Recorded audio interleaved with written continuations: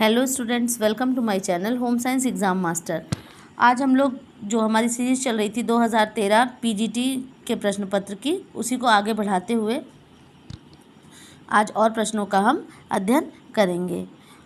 और सब आप लोगों को मेरा पढ़ाया हुआ अगर पसंद आता है तो प्लीज़ कमेंट करें, लाइक करें, शेयर करें और सब्सक्राइब करें। तो आज का पहला प्रश्न है, नवजात शिशु के संवेग हैं। तो फर्स्ट ऑप्शन है आपका ईर्ष्या, क्रोध, प्रेम।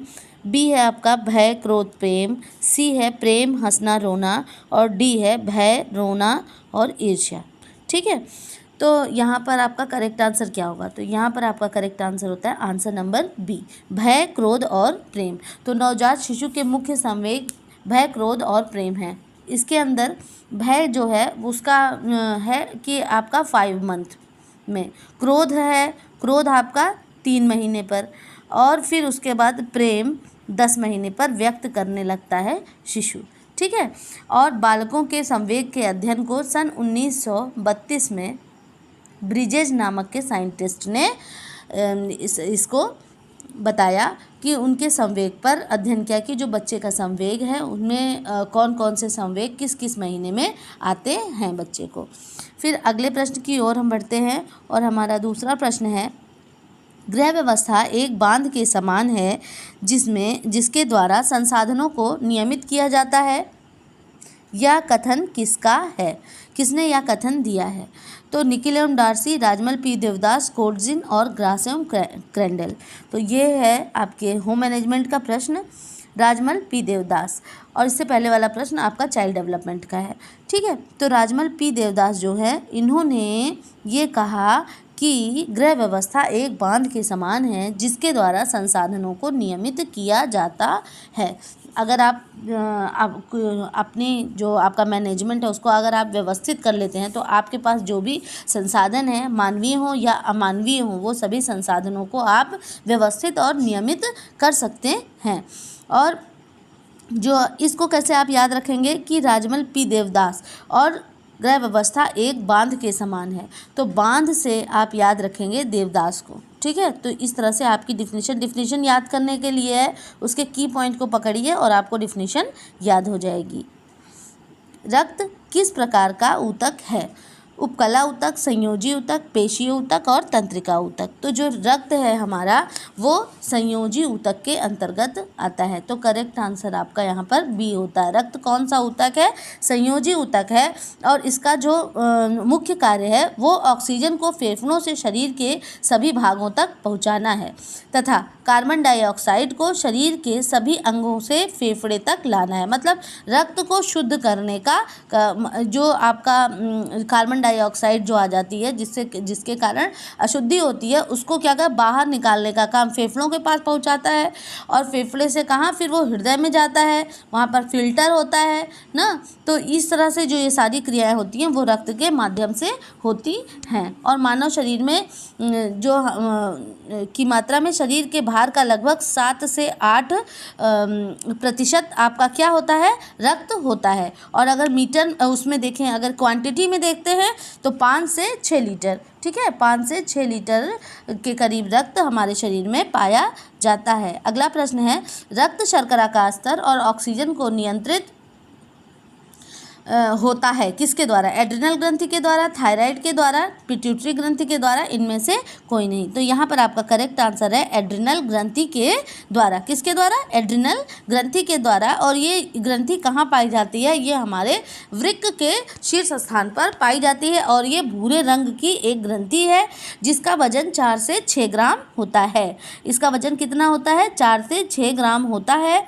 और एड्रिनल जो ये लड़ो उड़ो वाले जो हैं कि ये हमारे क्रोध पर भी नियंत्रण करने का कार्य करते हैं। ठीक है, तो एड्रिनल जो है संकट के समय में ये क्या करता है? शरीर से एक विशेष प्रकार का रसायन उत्सर्जित करने लगता है जिससे कि शरीर सुरक्षित रहता है। निम्नलिखित में से कौन सी अगला प्रश्न आपका, निम्नलिखित में से कौन सी हाथ की छपाई तकनीकी नहीं है? नहीं पर आप बहुत ध्यान देंगे, प्रश्न जब भी आप करें तो नहीं पर विशेष ध्यान दें कि नहीं है या नहीं।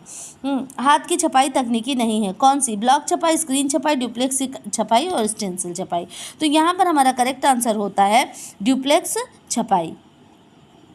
करेक्ट आंसर हमारा ड्यूप्लेक्स छपाई। अच्छा, ब्लॉक छपाई ये लकड़ी के ऐसे कुछ ऐसे बॉक्स होते हैं, उस पर कुछ यहाँ पर नक्काशी की हुई होती है और रंग को इसी से उठाकर फैब्रिक के ऊपर प्रिंट कर देते हैं, तो ये ब्लॉक छपाई के अंतर्गत। स्क्रीन छपाई, स्क्रीन मतलब कपड़े को इस तरह से ऐसे किसी फ्रेम पर तान दिया जाता है और उसके बाद उसके ऊपर प्रिंटिंग का काम किया जाता है। स्टेंसिल छपाई, इसमें भी क्या, जैसे वस्त्र है इस तरह और वो उस पर जहाँ हमें रंग नहीं लगाना है उसको हम इस तरह से, जैसे मान लीजिए हमें ये शेप देना है तो यहाँ पे हमने रखा और बगल बगल में यहाँ सारे कलर यहाँ पर लगा दिए, तो जहाँ जहाँ स्टेंसिल रखी रहेगी वहाँ छपाई नहीं होगी। और इस तरह भी हो सकता है कि हमें यहाँ पर अलग रंग लगाना है तो इसलिए हम फिर बाद में यहाँ पर अलग रंग लगा देते हैं, मतलब ये पहले से ये सेट होता है स्टेंसिल छपाई में कि ये इस तरह से स्टेंसिल्स बनाई जाती हैं। अगर आपने स्टेंसिल्स का यूज किया हो अल्फ़ाबेट्स वगैरह लिखने में या बहुत सारी चीज़ों में स्टेंसिल का यूज़ होता है, तो वही वाली छपाई है ये स्टेंसिल छपाई। ड्यूप्लेक्स छपाई क्या है? ड्यूप्लेक्स छपाई में मतलब रोलर्स होते हैं और रोलर्स के बीच में से कपड़ों को गुजारा जाता है और दोनों रोलर्स पर यहाँ पर प्रिंटर्स लगे हुए होते हैं और दोनों ये मतलब कपड़ा जब बीच से निकलता है तो क्या दोनों रोलर घूमते हैं और कपड़े के दोनों तरफ छपाई होती है, ऊपर और नीचे। ठीक है, तो ये जो है ये कौन सी, ये मैकेनिकल है ना, ये मशीन के द्वारा यंत्रों के माध्यम से ये किया जा रहा है, तो इसलिए ये हाथ वाले के अंतर्गत नहीं आता। अगला प्रश्न है हमारा, कोशिका की खोज किसने की? कोशिका की खोज रॉबर्ट ब्राउन ने, रॉबर्ट हुक ने, विल्सन ने और हाइमैन ने। तो कोशिका की खोज किसने की है? रॉबर्ट हुक ने कोशिका की खोज की है। केंद्रक की खोज की बात हम करते हैं तो केंद्रक की खोज किसने की है? रॉबर्ट ब्राउन ने केंद्रक की खोज की है। और कोशिका की खोज सन 1665 में हुई है। और जो मैं आपसे बता रही थी कि जो थ्योरी दी उन्होंने श्लाइडेन तथा श्वान ने कोशिका के सिद्धांत का प्रतिपादन किया, जिसके अनुसार सभी सजीवों का शरीर एक या एक से अधिक कोशिकाओं से मिलकर बना होता है। उन्होंने अपनी थ्योरी में इस चीज़ को सिद्ध किया। और कि कोई जितनी भी कोशिकाएं हैं उनकी मतलब वो जो ग्रोथ करती हैं, जो बढ़ती हैं, वो एक कोशिका से होकर के कई कोशिकाएं बनती हैं। तो ये थ्योरी किसकी थी? श्लाइडेन एवं श्वान की थ्योरी थी, जो कि कब आई? 1839 में आई। ओके, हमारा अगला प्रश्न है,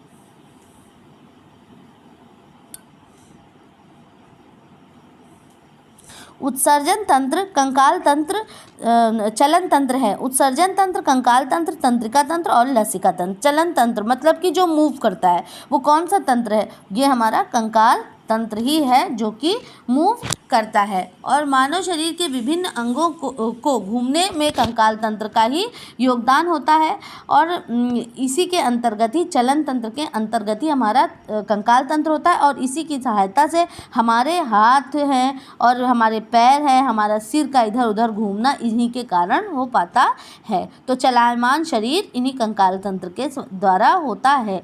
वार्डरोब शब्द दर्शाता है, वार्डरोब शब्द क्या दर्शाता है? कुछ नहीं, कपड़ों का संग्रह, जहाँ पर हम कपड़ों को रखते हैं इकट्ठा, वो है वार्डरोब शब्द। वैसे ये एक जो ये है, ये गारमेंट इंडस्ट्री का वर्ड है वार्डरोब। वहाँ पर क्या किया जाता था? कपड़ों का संग्रह किया जाता था। लेकिन जो कपड़ा रखने की अलमारी के लिए भी घर में जो हमारे बनी हुई होती है, उसके लिए भी हम वार्डरोब शब्द का प्रयोग करते हैं। लेकिन इसका जो टेक्निकल जो ये टर्म है वो गारमेंट इंडस्ट्री से है। अगला प्रश्न है हमारा, टाइफाइड रोग का कारण है। अच्छा, टाइफाइड रोग का कारण स्ट्रेप्टोकोकस टाइफी, साल्मोनेला टाइफी और प्लासोडियम, और इनमें से कोई नहीं। ठीक, तो इसमें यहाँ पर आपका करेक्ट आंसर होता है साल्मोनेला टाइफी। साल्मोनेला टाइफी के कारण ही क्या होता है? टाइफाइड नामक रोग हो जाता है, जिसमें क्या ज्वर होता है और इसका जो काल होता है वो कितना 15 से 21 दिन का होता है इस समय तक। और इसमें क्या होता है? रोगी को बुखार हो जाता है और साथ में सर में दर्द आना, जी मिचलाना, कोई चीज़ खाने का नहीं मन होता है। और जो इसमें सबसे खास बात यह है कि अगर प्रश्न इस तरह से आए कि टाइफाइड रोग से कौन सा अंग प्रभावित होता है। तो टाइफाइड रोग से क्या होता है, हमारी आंतें प्रभावित होती हैं। इसको आंतरिक ज्वर भी कहते हैं। इनसे क्या होता है, आंतें प्रभावित होते हैं और लीवर का आकार भी इसमें बढ़ जाता है। लेकिन मेनली क्या, हमारी इंटेस्टाइन को ये प्रभावित करता है। अगला प्रश्न है, टीबिया प्रमुख हड्डी है छाती की, सिर की, पैर की, हाथ की। तो जो टीबिया है हमारी, वो हमारे पैर की प्रमुख हड्डी है। अच्छा देखिए, जो ये आपकी हड्डी की हम बात करते हैं, ये हमारे ऊपर वाला हिस्सा हो गया, जांग वाला, और ये जो नीचे वाला हिस्सा है, ठीक है। यहाँ पर टीबिया नामक, इस जगह पर टीबिया नामक हड्डी होती है, नीचे वाले हिस्से में होती है। और टीबिया और फैबुला दो तरह की हड्डियाँ पाई जाती हैं। उसमें भी जो टीबिया होती है को क्या कहा जाता है, शिरा बोन भी कहा जाता है। और ये फैबुला से ज़्यादा मजबूत होती है और बड़ी और मजबूत हड्डी मानी जाती है।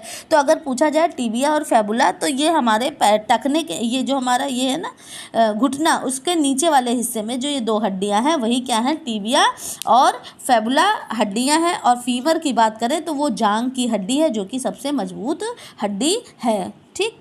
और सबसे मजबूत जोड़ कहाँ का है, हमारे जबड़ों का। अधिगम और कल्पना, व्यक्तिगत प्रक्रिया, मनोवैज्ञानिक प्रक्रिया, मानसिक प्रक्रिया और शारीरिक प्रक्रिया। अच्छा, अधिगम और कल्पना मतलब अगर किसी चीज़ को आप सीखते हैं और कल्पना करते हैं, तो ये कौन सी, ऑब्वियसली ये क्या है, मानसिक प्रक्रिया है, ठीक है। और जो ये मानसिक प्रक्रिया है, तो ये दिमाग से सोचने वाला काम है। तो जब भी हम कॉग्निटिव डेवलपमेंट की बात करते हैं, तो हम जीन पियाजे जी को भूल नहीं सकते हैं। और जीन पियाजे जी ने क्या कहा कि मानसिक प्रक्रिया संज्ञानात्मक विकास का वर्णन किया जाता है। इसमें आंतरिक प्रक्रिया, वातावरण के साथ परिमार्जन, सोचना एवं कल्पना इसके अंतर्गत आता है। तो जो इनका जो संज्ञानात्मक विकास का जो इन्होंने सिद्धांत दिया, उन्होंने क्या किया, किसी जो बच्चे हैं उनको उन्होंने बताया कि उसमें 4 अवस्थाएं होती हैं। कौन सी, सबसे पहले संवेदी प्रेरक, दूसरी है पूर्व संक्रियात्मक, ठीक, और ये तीसरी है कंक्रीट ऑपरेशनल, मतलब मूर्त संक्रियात्मक है आपकी, और चौथी है ये आपकी औपचारिक, ठीक है। इसको आप जरूर याद रखें, ठीक। सबसे पहले संवेदी प्रेरक, फिर उसके बाद पूर्व संक्रियात्मक, फिर मूर्त संक्रियात्मक और औपचारिक। इस तरह से 4 भागों में बांटा है। इसका क्रम भी लगाने के लिए आ जाता है, तो आप इसको देख लें, इस प्रश्न को।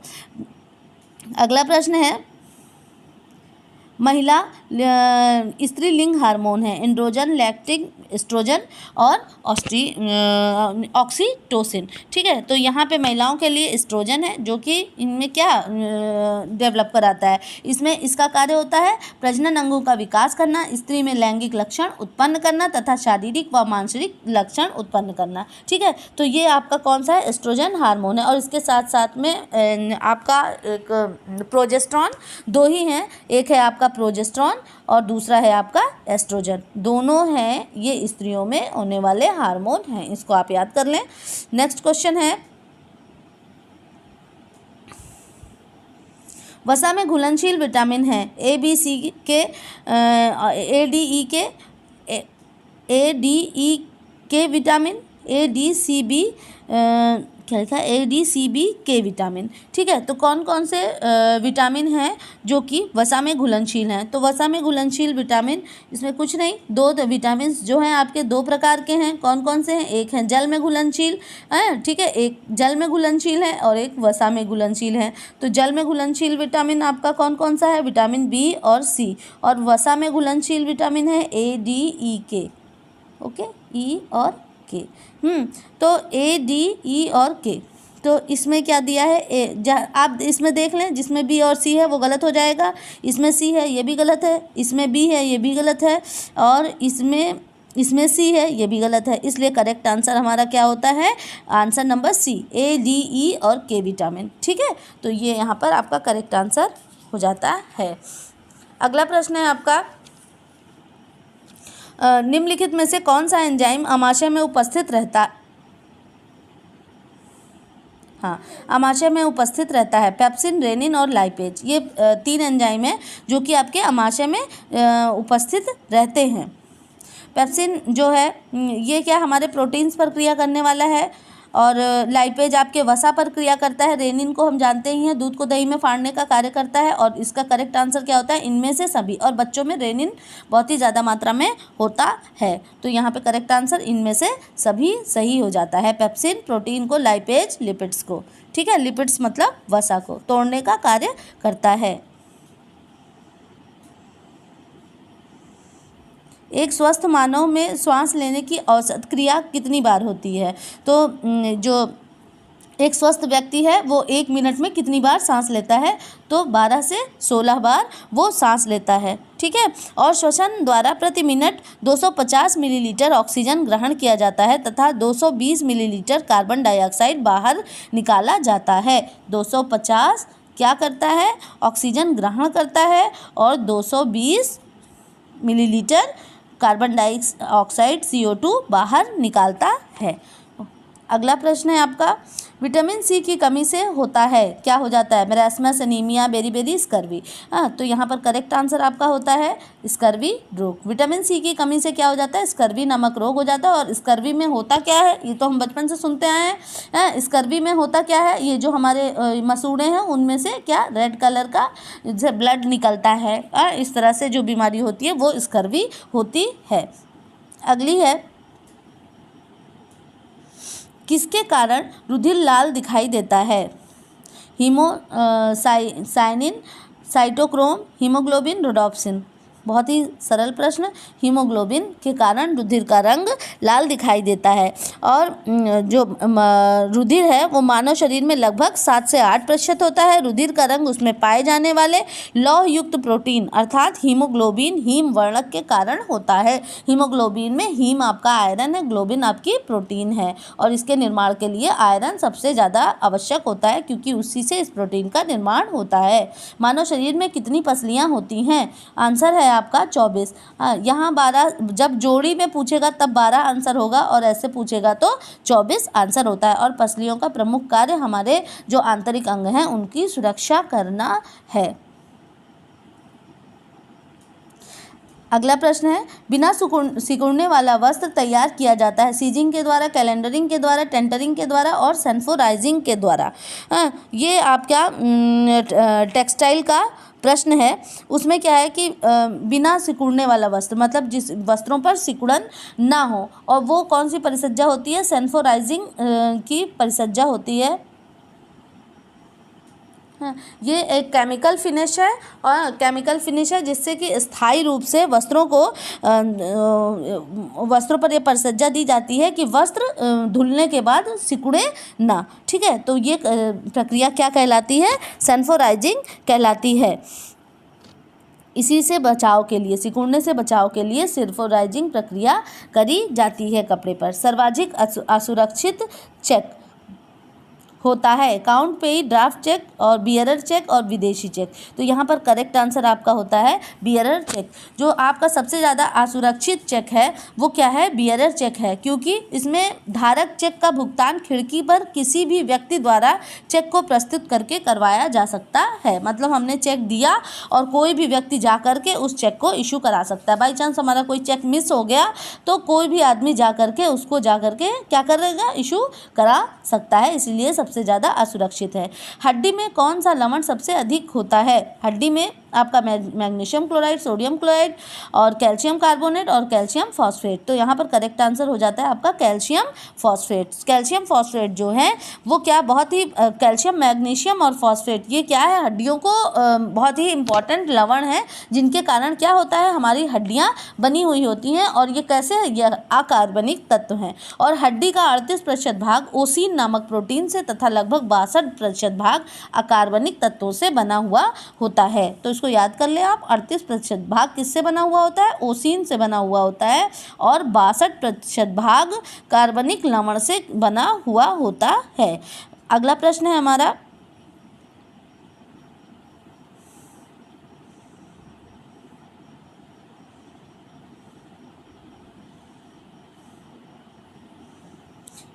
MMR दर्शाता है measles, mumps, rubella, mumps, malaria, rubella, measle, mumps और रिकेट्स, इनमें से कोई नहीं। तो यहाँ पर MMR आपका दर्शाता है मीजल, मम्स और रूबेला, ठीक है। को दर्शाता है। जो मीजल्स है वो क्या है, वो जो छोटे वाले दाने, छोटे छोटे लाल लाल दाने, चेचक से छोटा वाला जो वो होता है, वही क्या है आपका मीजल्स है। और मीजल्स कैसा है, वायरस जनित रोग है। तथा मम्स क्या है, कंठमाला, मतलब जो गले में एक वायरस उत्पन्न होता है जिससे मतलब कि गला से सांस लेने की दिक्कत होने लगती है। जबकि रुबेला जो है वो वायरस के संक्रमण से फैलता है। अतः इन तीनों रोगों के बचाव के लिए कौन सा टीका दिया जाता है, MMR का टीका दिया जाता है। अगला प्रश्न है, रुधिर वर्ग के व्यक्ति सर्वदाता होते हैं क्योंकि इनमें एंटीजन ए होता है, एंटीजन बी होता है, एंटीजन ए बी होता है, कोई एंटीजन नहीं होता। ठीक है, तो करेक्ट आंसर क्या होता है आपका, कोई एंटीजन नहीं होता। रक्त समूह रक्त का एक वर्ग है जो रक्त लाल रक्त कोशिकाओं की सतह पर पाए जाने वाले पदार्थ में वंशानुगत प्रतिजन की उपस्थिति या अनुपस्थिति पर आधारित होता है। चूंकि रक्त समूह ओ जो है क्या है आपका, यूनिवर्सल डोनर है, उसमें कोई भी जो एंटीजन होता है, कोई भी एंटीजन उपस्थित नहीं होता है, इसलिए यह रक्त सभी रक्त समूह के व्यक्तियों को दिया जा सकता है। ठीक है, और ये आपका जो AB है वो क्या है, सर्वग्राही है। क्या, AB जो है वो सर्वग्राही मतलब सबका ले सकता है, O जो है वो आपका सर्वदाता है। अगला प्रश्न, ग्रीन हाउस में गैस उपस्थित होती है, कार्बन डाइऑक्साइड और मीथेन, कार्बन डाइऑक्साइड और नाइट्रोजन, कार्बन डाइऑक्साइड और आर्गन, कार्बन डाइऑक्साइड और कार्बन मोनोऑक्साइड। तो यहाँ पर आपका करेक्ट आंसर होता है कार्बन डाइऑक्साइड और मीथेन। अच्छा, ग्रीन हाउस इफेक्ट में कौन कौन सी गैसेस होती हैं, ये आप इसको याद कर लें। इसका ये पहला है आपका मीथेन है, दूसरा है आपका हो जाता है CO2 मतलब कार्बन डाइऑक्साइड हो जाता है, फिर उसके बाद नाइट्रस ऑक्साइड हो जाता है। ठीक है, नाइट्रस ऑक्साइड हो जाता है, और फिर उसके बाद आपका नाइट्रस ऑक्साइड के बाद CFC है, और फिर सबसे लास्ट में आपका क्या आता है, जलवाष्प अगर ऑप्शन में है तो वो तो आपको लेना ही लेना है। ठीक है, तो इस तरह से आपका करेक्ट आंसर हो जाता है। अगला प्रश्न है हमारा, CPCB दर्शाता है, क्या दर्शाता है CPCB,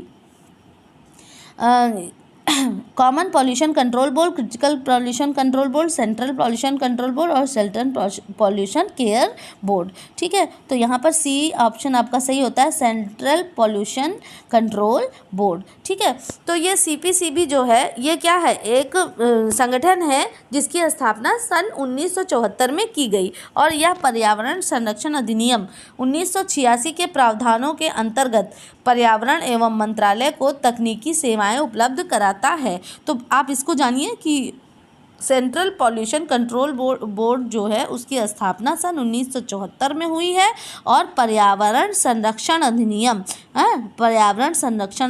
1986। ओके, और इसी के साथ में आज का हमारा ये प्रश्न ख़त्म होता है, जो आपका मैं हल करा रही थी। तो आप इसको देखें, पढ़ें, और जो भी आपको डाउट होता है कमेंट बॉक्स में ज़रूर कमेंट करें। अच्छा, आज के जो मैंने आज आपको पढ़ाया है, और उसके साथ ही में मैं आपसे एक क्विज़ नहीं, एक क्वेश्चन देना चाहूँगी जिसका आंसर आप कमेंट बॉक्स में कीजिए। ठीक है, तो यहाँ पर ये एक बहुत ही कॉमन सा क्वेश्चन है, आप इसको ध्यान दीजिए। ध्वनि या शोर की इकाई क्या है, calorie, metre, decibel, decimetre. 4 option है आपके। ध्वनि या शोर की इकाई क्या है, कैलोरी, मीटर, डेसिबल और डेसीमीटर। इसका करेक्ट आंसर आप कमेंट बॉक्स में लिखें अगर आपको आता है तो, और नहीं आता तो आप इसको सर्च करके देखें। ओके, आज के लिए बस इतना ही। Thank you.